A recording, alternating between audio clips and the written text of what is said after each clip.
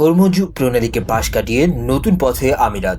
জ্বালানি রপ্তানিতে বড় কৌশলগত পদক্ষেপ। বিশ্বের অন্যতম গুরুত্বপূর্ণ সামুদ্রিক রুট হরমুজ প্রণালীর উপর নির্ভরতা সম্পূর্ণভাবে কমিয়ে আনতে বড় পরিকল্পনা হাতে নিয়েছে সংযুক্ত আরব আমিরাত। আন্তর্জাতিক সংবাদ মাধ্যম ব্লুমবার্গের প্রতিবেদনে বলা হয়েছে, দেশটি ওমান উপসাগর উপকূল জুড়ে নতুন সরবরাহ ও রপ্তানি অবকাঠামো গড়ে তুলছে।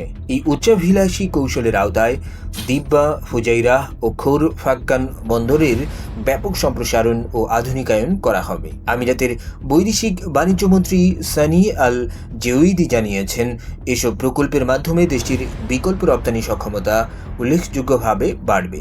শুধু বন্দর উন্নয়নই নয়, ফুজাইরা হয়ে অপরিশোধিত তেল পরিবহনের সক্ষমতা দ্বিগুণ করতে দ্বিতীয় একটি পাইপলাইন নির্মাণের কাজও এগিয়ে চলছে। এর ফলে ভবিষ্যতে হরমুজ প্রণালীতে কোনো অস্থিরতা বা নিরাপত্তা ঝুঁকি তৈরি হলেও আমিরাতের জ্বালানি রপ্তানি কার্যক্রম সচল রাখা সম্ভব হবে। বিশেষজ্ঞদের মতে, এই উদ্যোগ সফল হলে অপরিশোধিত তেল, পেট্রো রসায়ন পণ্য, তরলীকৃত প্রাকৃতিক গ্যাস এবং অন্যান্য জ্বালানি পণ্যের রপ্তানিতে আমিরাত আরও বেশি কৌশলগত স্বাধীনতা অর্জন করতে পারবে। তবে প্রকল্পটি বাস্তবায়নে কত সময় লাগবে বা এর সম্ভাব্য ব্যয় কত হতে পারে সে বিষয়ে এখনও আনুষ্ঠানিক কোনো তথ্য প্রকাশ করা হয়নি।